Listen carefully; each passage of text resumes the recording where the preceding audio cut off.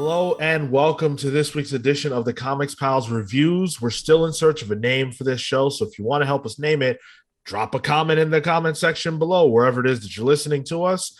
Subscribe for free on YouTube. Give us a follow, a rating, and a review wherever else it is that you're listening to us. And check out our main show, The Comics Pals, which drops every single Monday. Someone you cannot find on The Comics Pals is Tyler. Hola. Someone you can find on The Comics Pals, just not this week, is Pete. Hola. Oh, we're going to do this whole episode in Spanish?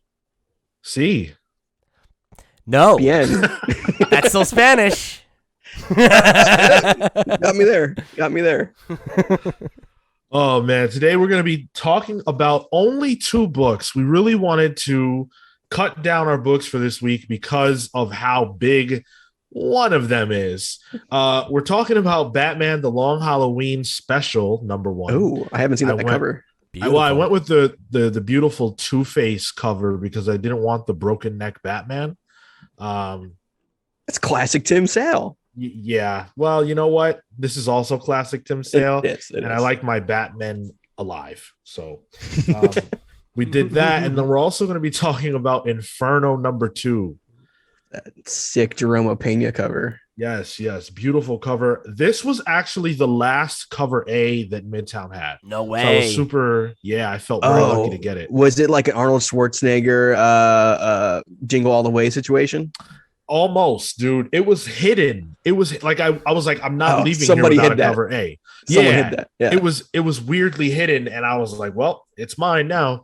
I spoke last time about how every issue cover of Inferno #2, except for one, had Emma on it. And we're gonna talk about that later, but it's pretty clear why that is and why she is the main character represented on these covers. Let's start off with Batman The Long Halloween Special, #1. Perfect timing for this book to come out, although I guess better timing might have been when The Long Halloween Part 1 or 2 came out. Tim Sale's been drawing it since, so it just took him a little while. Yeah. It's been a while since we have seen anything from these two. I think the last thing they did was it Cap White? Yeah, Cap White, which almost sounds redundant, but Cap White, it also took forever to come out. I think it was like, Wow. There was what? Like a 5-year delay between issues or something like that. Yeah, something nuts. So they're not the most frequent of creative teams, but that's fine because it's a little treat when we get them. Yeah, when they do come together, it's for the good stuff. Exactly. Yeah. Yes, exactly. And I think that at least in the case of Loeb, I think I only have ever liked his work when he was with Tim Sale. Really? I think so. Okay. I think it's a hot take. I think it's a Sean Soapbox hot take right there. I wasn't even trying. I just shot. They just fall out of you. What before we get into the review, what is the one book that jumps out to you that he did that was great that wasn't with Tim Sale? I maintain that his Nova run with Ed McGuinness is really good. Okay. I love Sam Alexander as a character, so I have a soft spot there. It was just like fun comics, and McGuinness doesn't hurt.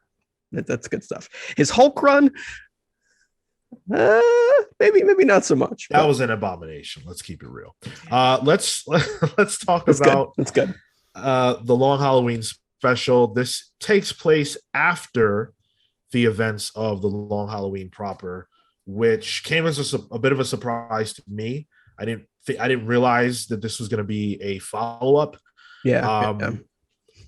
What did you guys think about this?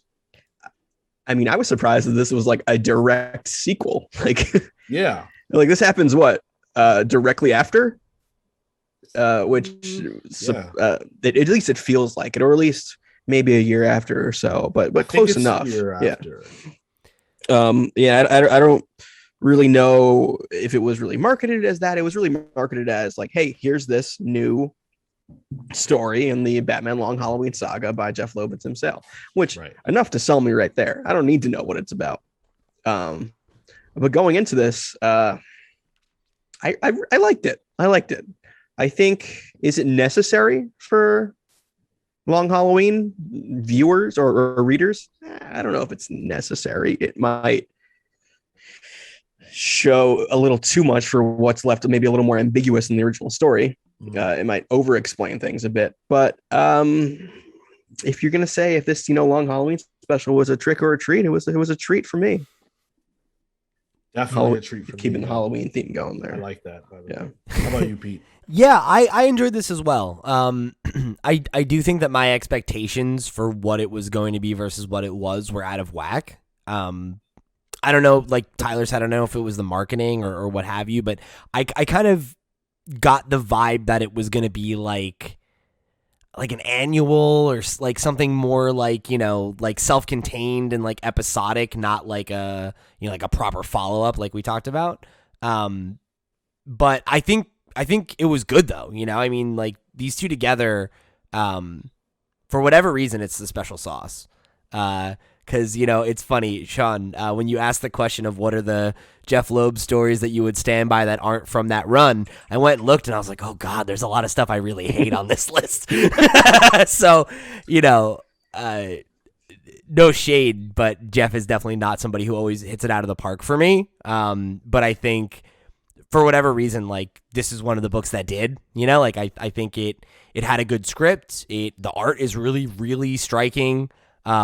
Particularly, just the way that that Batman is drawn and like some of the close-ups on his eyes and stuff. There's like a real intensity to it. Yeah. That I feel like you don't get as much anymore. Like there was kind of a period where I feel like, there were some more horror elements in the way Batman was portrayed, like on a real consistent level, and not that you don't see that anymore, but it feels very much in line with Long Halloween, right? And kind of that era. So I don't know. It was not what I expected, but I really found myself enjoying it. And, I is it essential reading? No, probably not. But I think if you like, if you like just like a good down and dirty Batman story, I feel like this is a really good one, one you can jump in without a lot of context.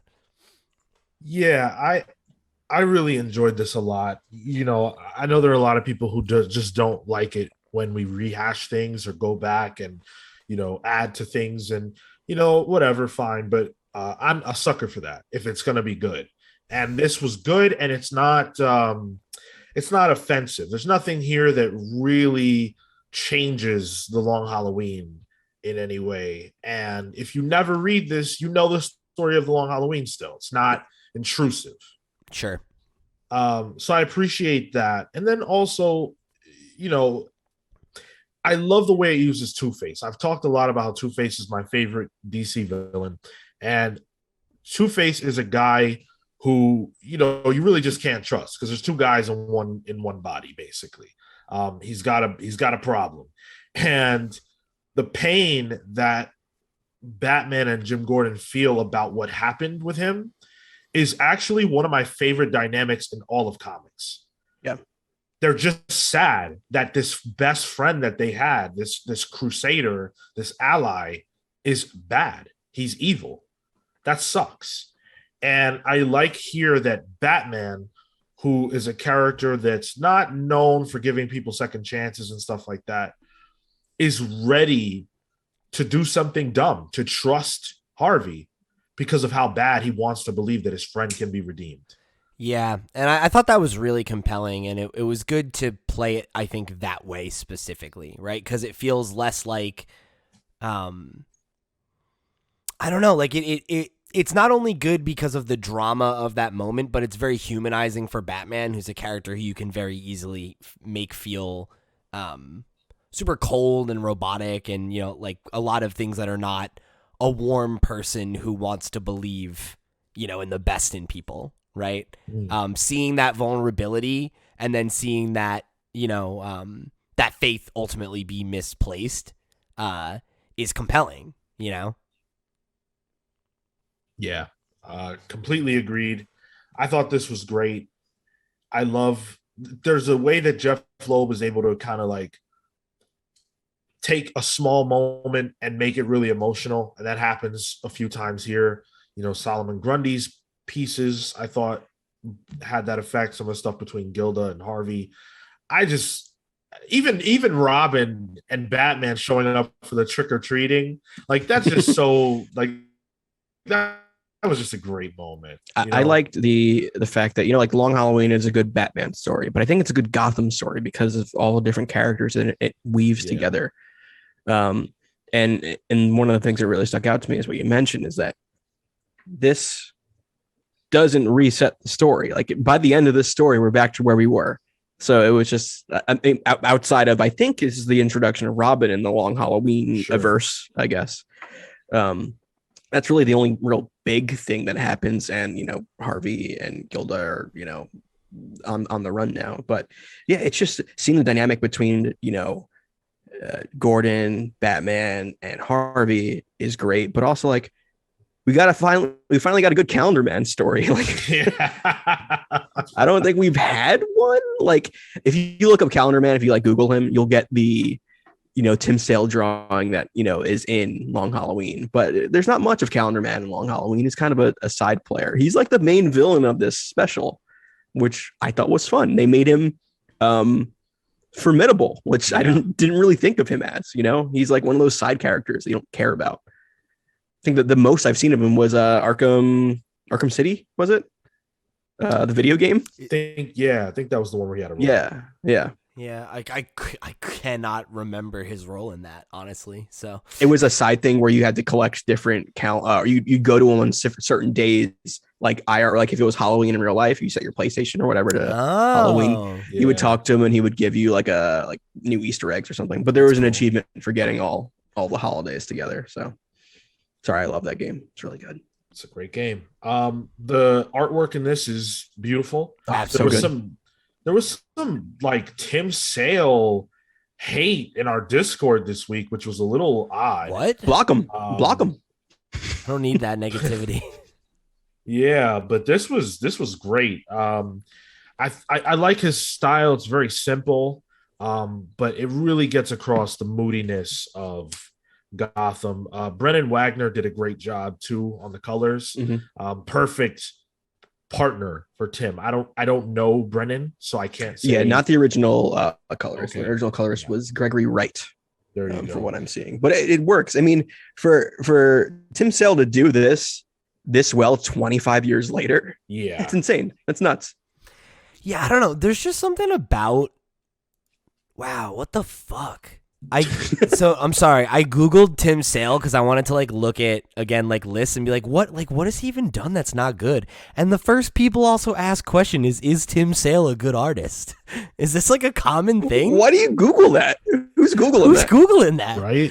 That's subjective. Sorry, that fucked me up. That fucked me up a little bit. All right. But anyway, I feel like he just has a really classic style. It's timeless.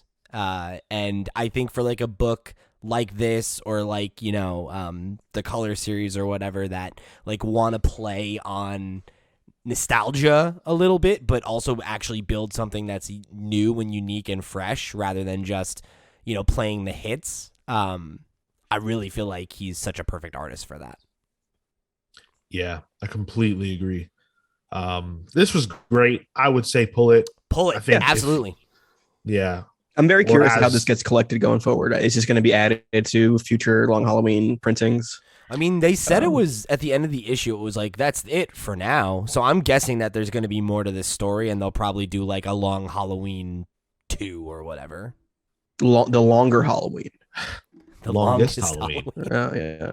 I would love that. At the end of the longest Halloween. The end of the book is just Batman and Gordon just being like, hey, man, that really was a long Halloween. And then it just fades to black. So we established that the Long Halloween special was a treat. Inferno number 2, though, presents us with maybe the greatest trick in the history of X-Men comics. Oh, yeah? Go on. Yeah. Let's get right into it. What is the trick inside the actual book or the fact that it was Caselli? Because I would debate the Caselli one because I love Stefano Caselli. Anytime he's on a book, I'm like, fuck yes, it's Stefano Caselli. I wasn't talking about that. I think Caselli's great. David Curiel did a great job too coloring him. This was a great looking comic. Mm-hmm. I don't know if Caselli's ever looked better than this. Joe Sabino did the letters, and of course Tom Muller, the designer of the X books. The book opens with a sequence that shows us exactly what we all wanted to know, which is how Destiny is alive again. How was she resurrected? Only Professor Xavier could have signed off on such a thing, and he did. Sort of. It's pretty good swerve. I liked it. Yeah. Yeah. It felt like enough of a swerve to be a swerve, but you're like, oh yeah, of course that's what fucking happened. Right? Like we talked about like, oh, like Mystique obviously orchestrated it. It's just like how did it happen? And I feel like this very succinctly gives us a satisfying answer to that, and then is like, okay, let's move on.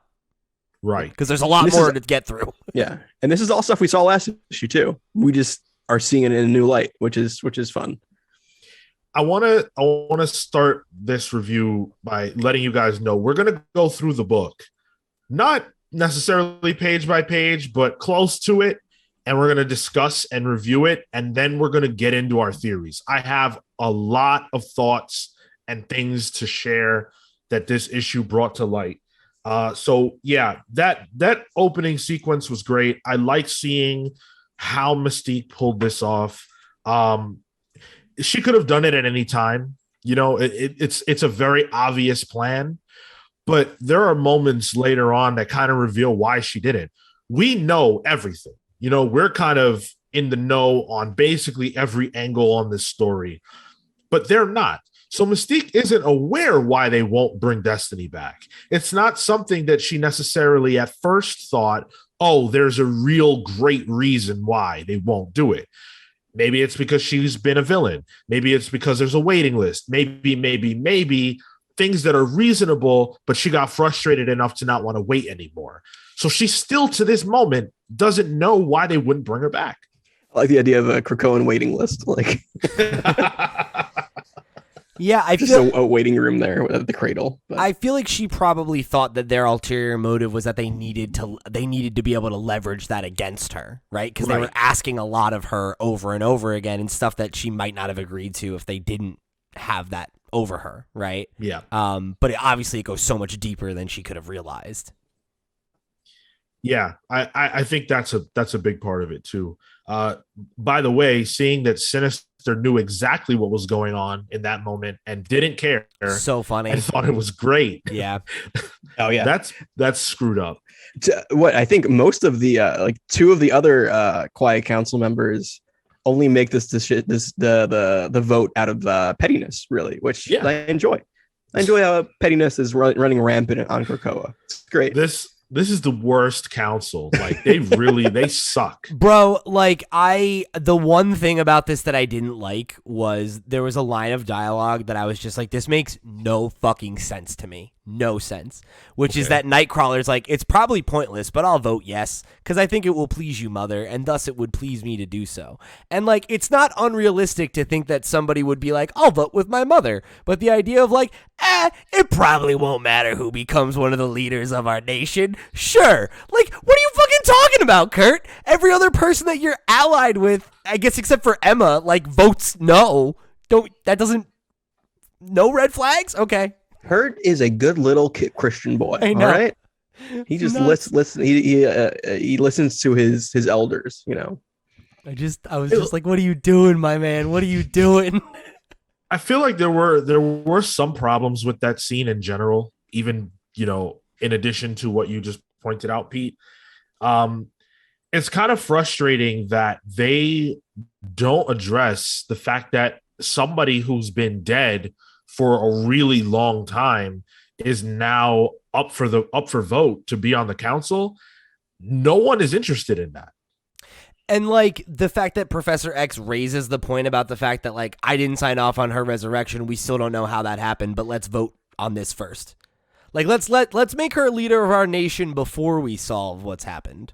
Like, what? Right. Like, why? And what are the rules behind this. Like anyone can suggest anyone at all, and you have to vote on it right then and there. There's no like veto. There's no way around it. That's just how it has to be. The mutants saw how filibuster works out, so they're like, those human rules, they suck. We got to just do this our own way. Yeah, so that was kind of frustrating. But I don't think this book is lesser for that scene. No, it's fine. One thing though, that getting back to the Mystique bit at the beginning, she gives a Cerebro to Hope, and that doesn't make any sense because Hope can't just use Cerebro. Hope is not inherently natively psychic. She gets her powers from other people. So what psychic was present that allowed her to use this? Isn't the implication that she's borrowing Professor X's power? But I guess he has to be Professor X isn't there. Right. She could have actually known that wasn't Professor X. But yeah, I don't see how this could have worked. That's true. I mean, I guess if she's on Krakoa, she could just mimic anyone's power at that point, right? I don't know. Because isn't she an Omega level mimic? Sure. Yeah. So, I mean, she's just a Deus Ex Machina, really. But I guess on Krakoa, you could do whatever. Yeah, I thought I didn't even think of that until you brought it up. But yeah. Yeah, she was a telepath during Messiah War, I think. But the whole Hope Cable thing it's its own thing. Yeah. One thing I really did like was the stuff between Mystique and Destiny. Their relationship is something that I've not seen much of in comics. I don't think that there are a ton of books that are about that anyway, but I've not read the ones that feature Destiny. So seeing them together was great. And one major bit that I liked was Mystique having to kind of reckon with the person that she's become since Destiny died. That was great. That whole one page where I think it was like 4 panels or 4 or 5. It was like the stages of grief, really. Yeah. Of them coming to terms with each other after being away for so long was a real good, like, just single page character piece. It was great. Yeah, I agree. I thought that was very moving. I also I don't know much about Destiny, to be honest. Mm-hmm. Like, as a character, at least recently, she has not been relevant since I've read comics, really. Same.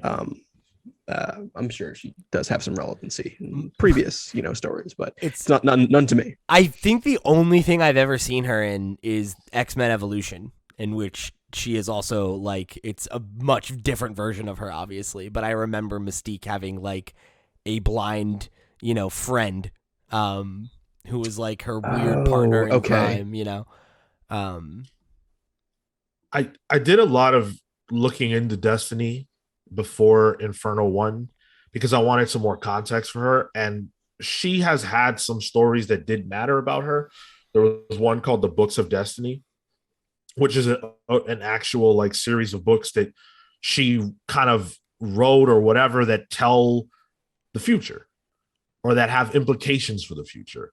And they played into a lot of stories in like the early 2000s, if I remember correctly, where different characters were trying to get them for different reasons. But that was after she had already died, if I remember correctly.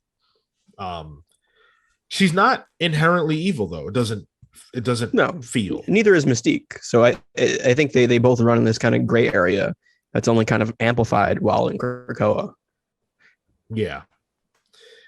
So Mystique basically bribed everybody who's a villain to vote for Destiny. And I liked that. One of them was a little too easy for me. What's his name? Shaw. Was it not Shaw? Is it Jenna? No, not Genesis. It's Exodus. Exodus. Thank you. Yes. Purple Exodus was a little too easy for me. But it's exactly what Mystique would do, and I'm not terribly surprised it worked because they filled this council with villains. Yeah, or ex-villains, and in a way, as Shaw is still a fucking villain. Yeah. But I'm just happy to see a Mystique story. Like, Mystique's such a good character. Let's talk about that. Who are the protagonists in this story. Personally, I think we're seeing the story. I feel like through like a Mystique Destiny point of view. Like I think they're the ones we're supposed to empathize with. Like Charles, Moira, and Magneto, not looking too great right now. No, as characters, like that whole idea that they bring up, where like, yeah, we have this quiet council, but Magneto and Professor X are really the ones that are pulling the strings. These two old white men. You think they want to learn from humans, but like that, I never really thought of that. You know, there's this whole, I don't know if it's propaganda, but this whole idea that, you know, the Quiet Council, they kind of reign over all mutants and they help them. It's not really. It seems like it's more of a for show thing. And maybe this is the downfall of that, which, you know what? Bring it on. What do you think, Pete? Yeah, I mean, I think you're making a compelling point there. I think there's a bit of ambiguity still, because, like, you know, I think Professor X and Magneto chose to not take the easy way out, right? Of just like killing them and like covering it up and exerting their power in that way, even though, to your point, Tyler, I think that would have definitely been an option. Sure. Magneto's just not trying to go back on trial. Yeah, right. He needs to stay out I of mean, trouble. isn't he still concurrently on trial? He's wearing the black suit in this one too. So this is post, but yeah. So yeah, you know, I think with that in mind, like, it's not to say that they aren't doing shady things, but like I think that like their overall goal is still an altruistic one, whether or not you feel like the means by which they're going about it are dubious or not is, you know, I think is a fair debate to pose, right? But ultimately, like, they have a higher knowledge than the people in the Quiet Council, and there's a reason for that, right? You just mentioned it. To consolidate mutant power, they needed to give a bunch of dubious people positions of power, right? fair, political. Yeah, it was a political choice to fill the council with, you know, villains, ex-villains, schemers, you know, because, you know, those are people who a lot of mutants follow, and they needed to be united. And if all of the Quiet Council knew what Magneto and Professor X know, I don't think that would be a good thing. And that's kind of where I come down on it, where like they have done some villainous shit. And, you know, I agree with the entire, like, the pride comes before the fall thing that we've been talking about for a while now. But I feel like I empathize with Mystique and Destiny, but what they're doing is not good for mutant kind. They just don't know that yet, right? Or at least I don't think it will be good for mutant kind. I think if they kill Moira, then right, the slate's wiped and we're fucked. We're back at square one. If they reveal it, then we're back at this point where a lot of really, really morally dubious people are aware of a very, very powerful and valuable person that they can try to control and manipulate and do a bunch of things that, not to say that Magneto and Charles aren't doing that, but they're doing it with the goal of establishing Krakoa as a sustainable future for mutants. And I believe that that's an altruistic goal. Whether or not they're willing to do some shitty things in the name of that, I mean, that's running a country, right? I'll share my thoughts on that a little later. So Destiny gets voted onto the council. It goes through. She's a member. I thought that would go differently. Not that I was really concerned with whether she would get voted on or not, but more that I was expecting that she would instantly recall Moira. And that's not what happens. It didn't happen in issue 1 either, obviously, but we see that she's there's some blockage there. I'm wondering what's up with that. My thought was that she's been dead a long time, and a lot of things have happened that have created a bunch of these kind of like fracturing possibility, like future possibilities, right? Like, think about, because like the way that resurrection works is that they bring you back from the moment that you were last scanned, right? So if that was years ago and she had, to her, she was just alive seconds ago, to her mind, right? And the way that her power interprets reality, I would imagine it's just like she's being flooded with information because so many variables have changed since the last time that she assessed the future. That's kind of been my interpretation of it, is that she's still piecing things together, but eventually it's going to click into place.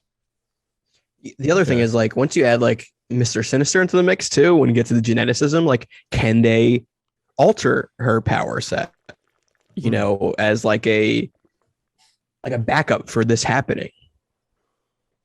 We know that he can to some degree because of the chimeras. He can make chimeras, right.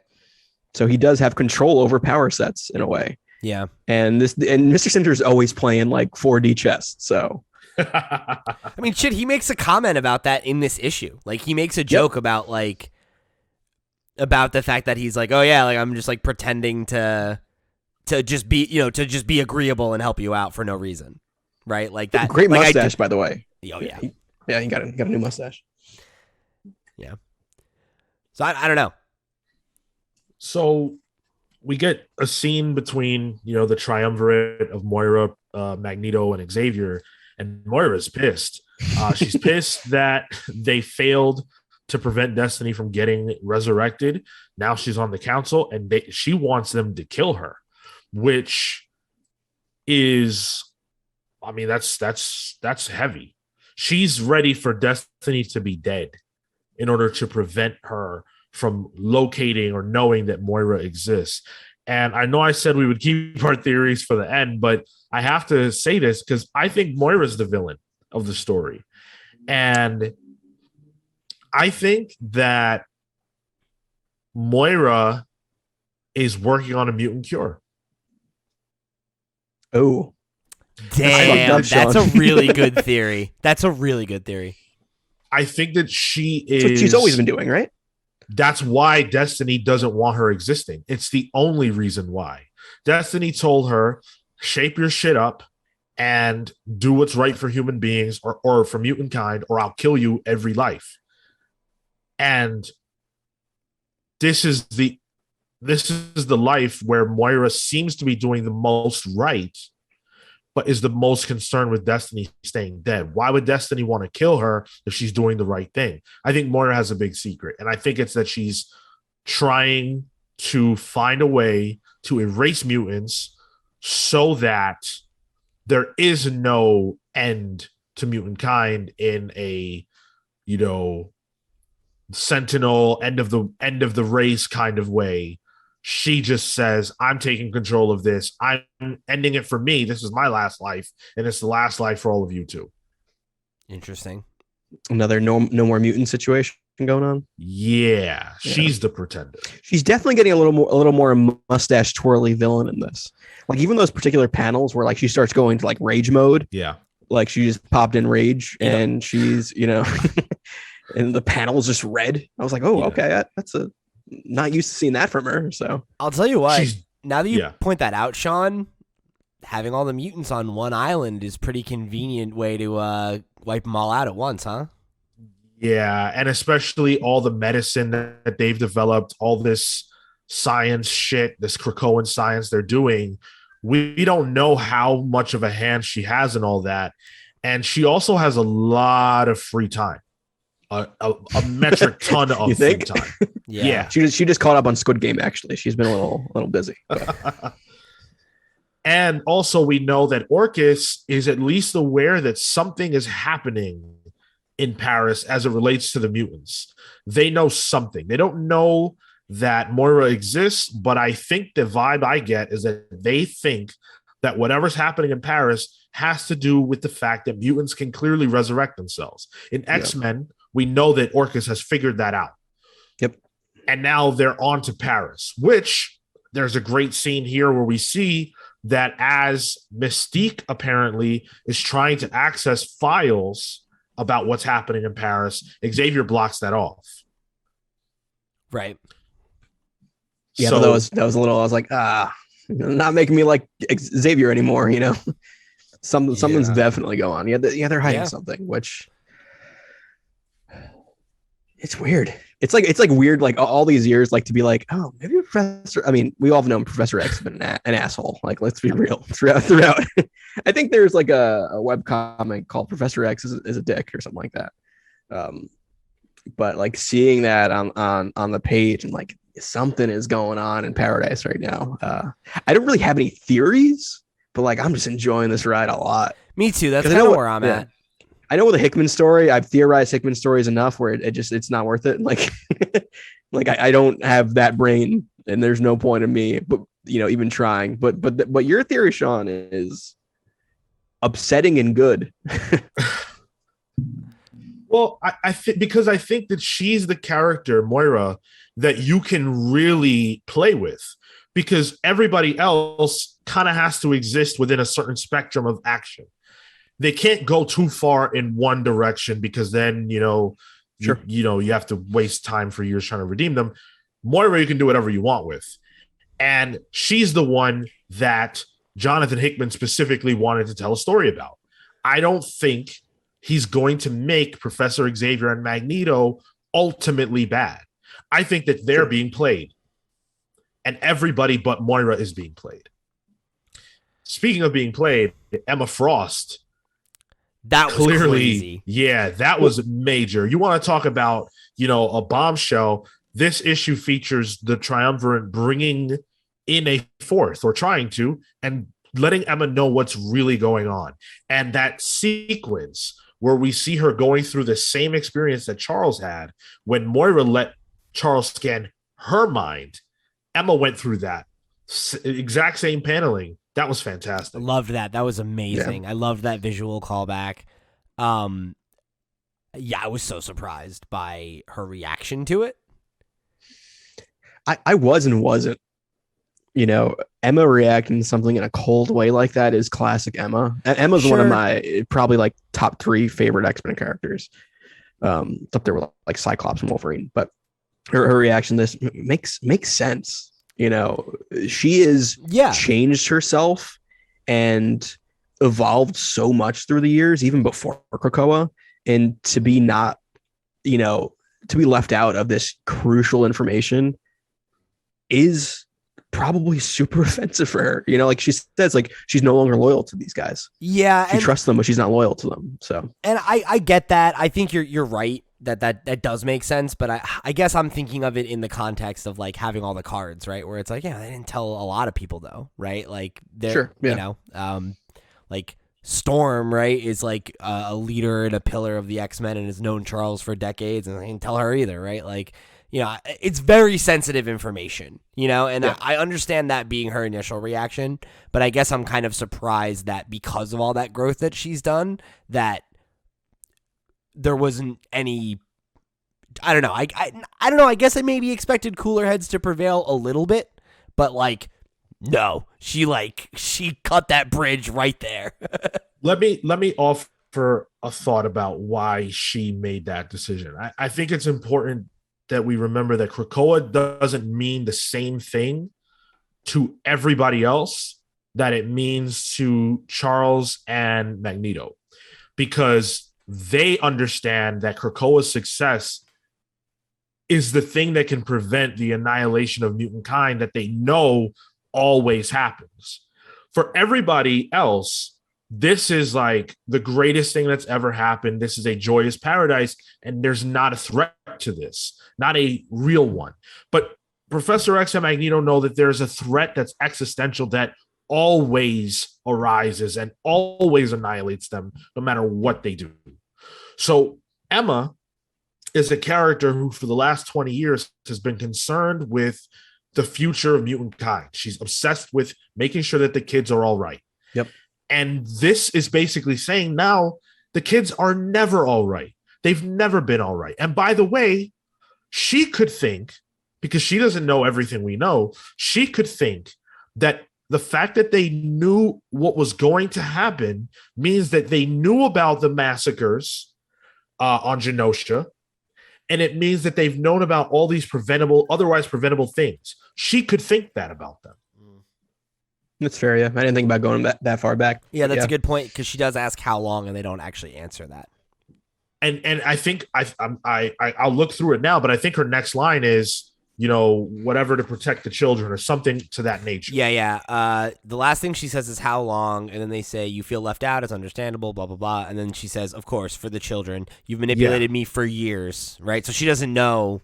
To your point, how long this has been going on? It could have been forever, right? Right. And again, it has been. This story started for us, 2 years ago? Right. But in the comics, this has been going on forever. They've always known Charles and Magneto. Right. Great moment. Go ahead. What do you think is in the box that Mystique gave Emma? Oh, man. I have no idea. Okay.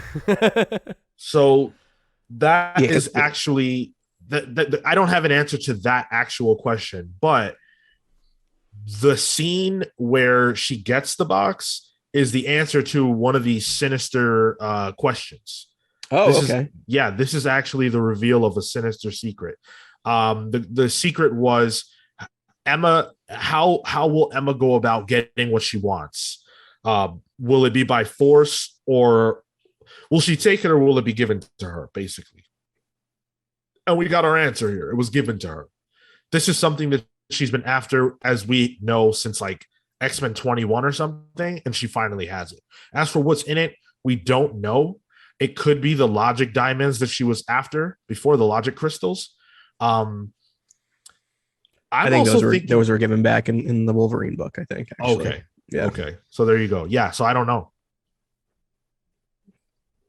Do you want to talk about the Colossus part of the end there? Yeah. Yes. Yeah.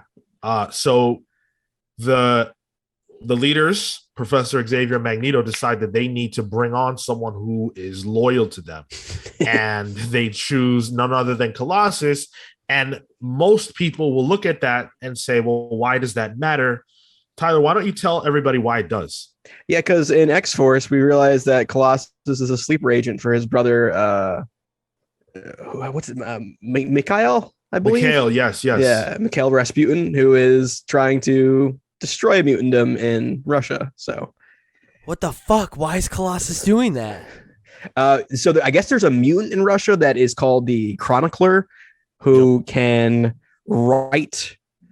He writes down on paper, and he can control someone's death or like life really by writing it down. Fuck. So what he writes down, and he's just connected with Colossus as his point of view character. So he's controlling him that way. Yeah, Colossus just killed his wife in the previous X-Force issue. So spoilers for that. Fuck, that's fucked up. That makes this so much more crazy. Because like outside of this, Colossus is like the most loyal, like perfect mutant. Like if you're Professor X, this makes sense.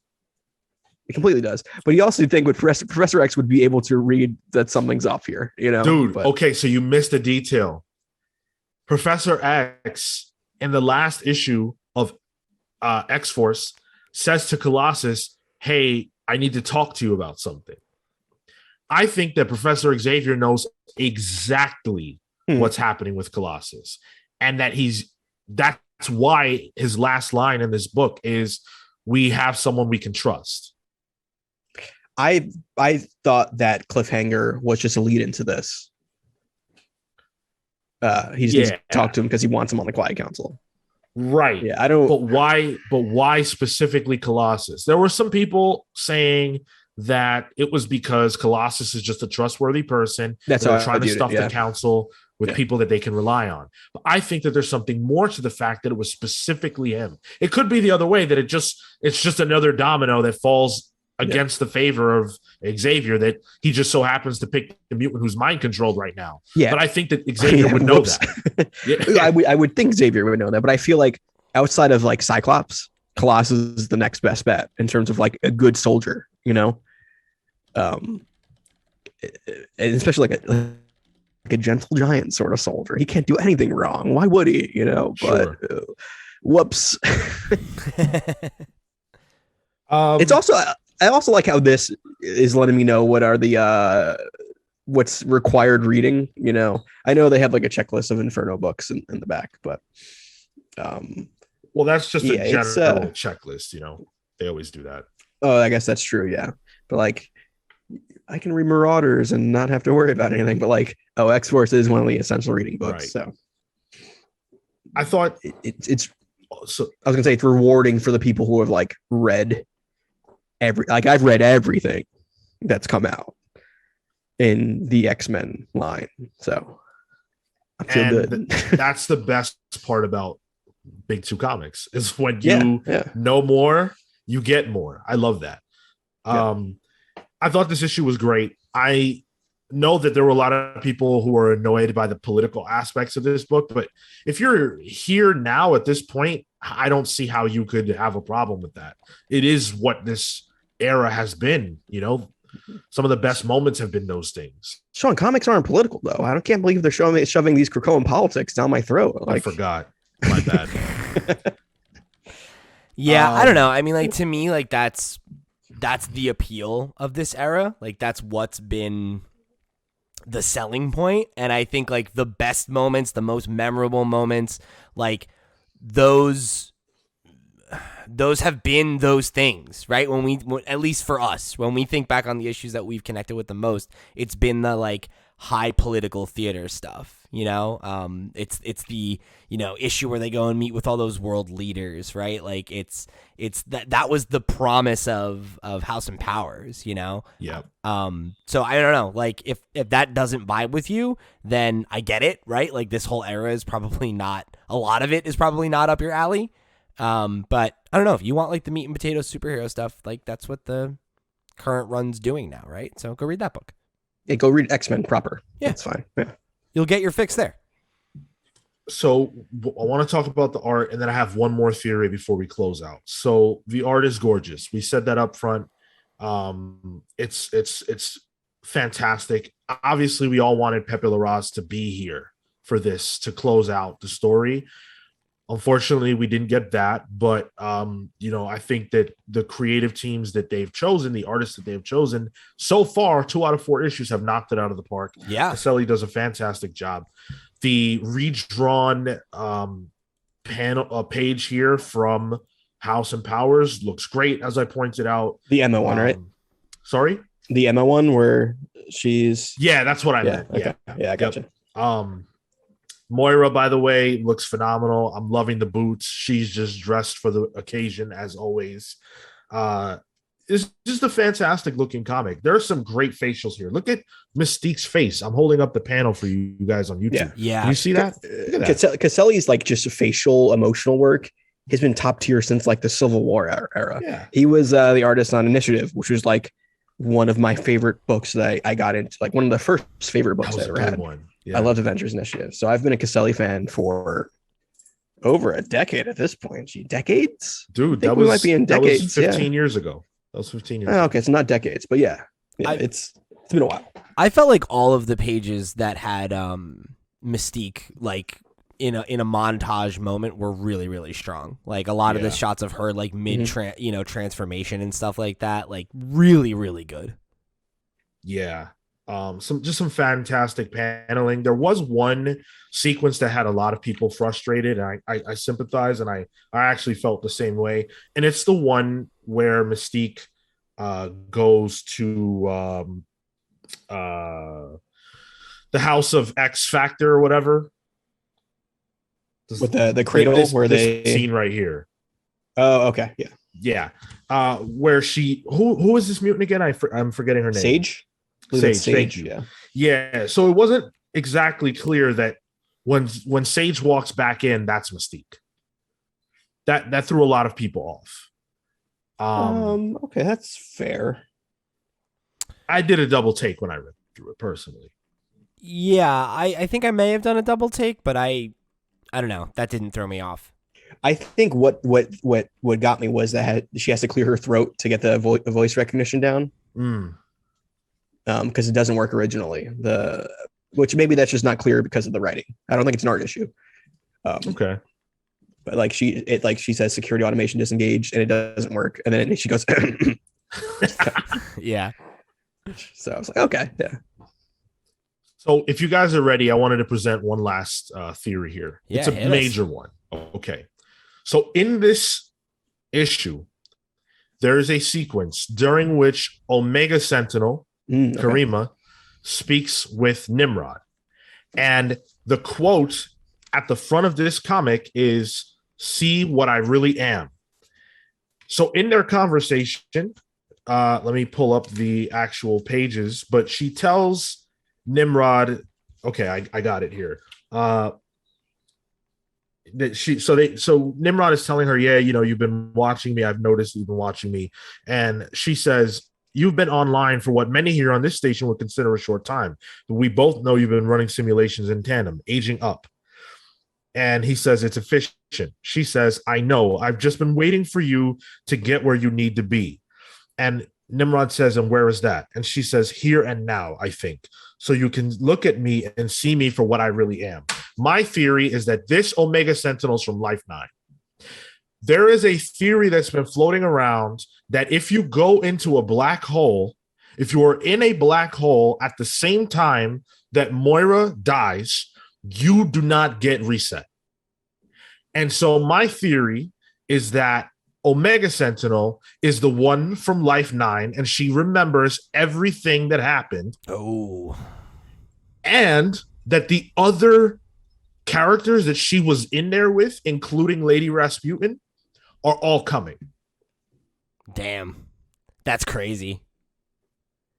I mean, I don't know, man. You've thrown out things that I thought sounded crazier than that, and they've come to pass. So I feel like, I don't know, you might be able to take that one to the bank. That's pretty good.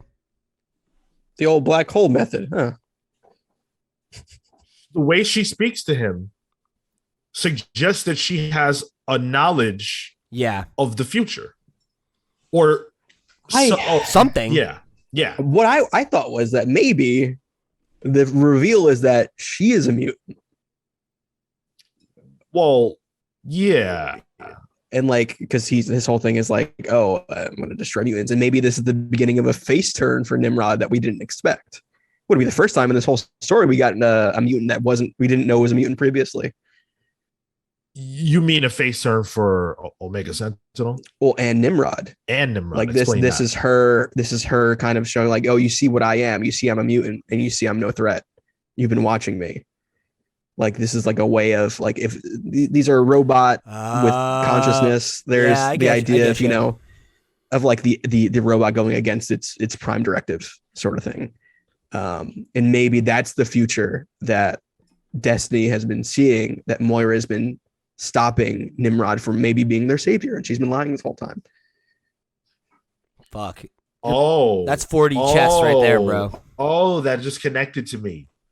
Huh. Wait, whoa.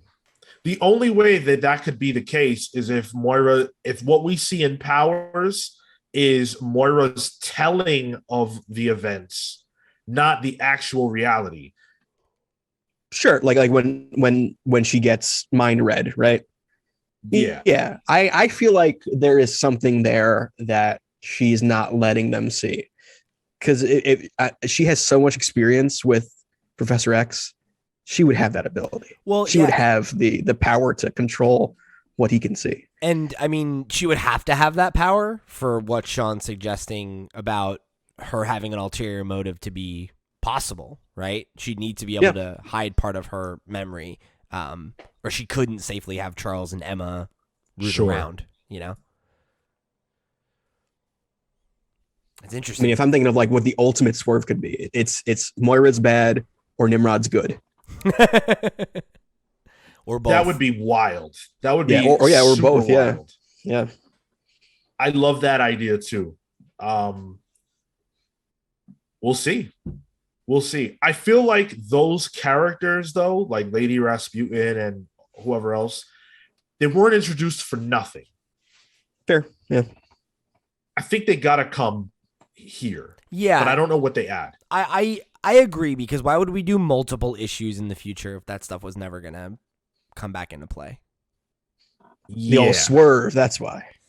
Sure, maybe, but I don't know. I feel like Hickman doesn't put pieces on the board for no reason. That's fair. Yeah.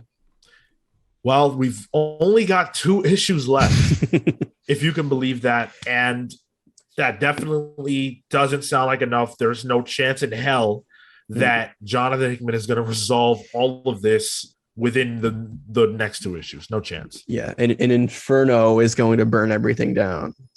Sean, I wonder, does anything usually rise from ashes that of things that get burnt down? Oh yeah. Oh no. Oh yeah. Goblin Great big old Queens. Phoenix. Oh right, never mind. I think Emma is going to be the new leader of Krakoa after this. That's my call. Totally right cool now. with that. Totally cool with that. I love Emma. I'm down. I don't hate it.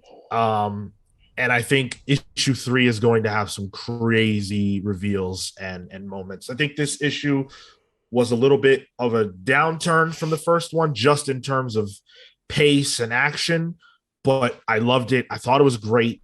This series is amazing. I say pull it if you're on for Hickman's X-Men stuff. How could you not pull this? This is it. This is the main event. This is what you've been waiting for. Be a real dummy not to. Yeah, I'd say pull it. Pick of the week. You got to check it out. Yeah, pick of the week for sure. Let's quickly talk about what we're excited for next week. For me, it's definitely Human Target. Yeah, same. Yeah, I mean, I'll add Human Target, but I am excited for The Thing #1 coming out next week from Marvel Comics. Mostly because it is drawn by Tom Riley, who I'm a big fan of.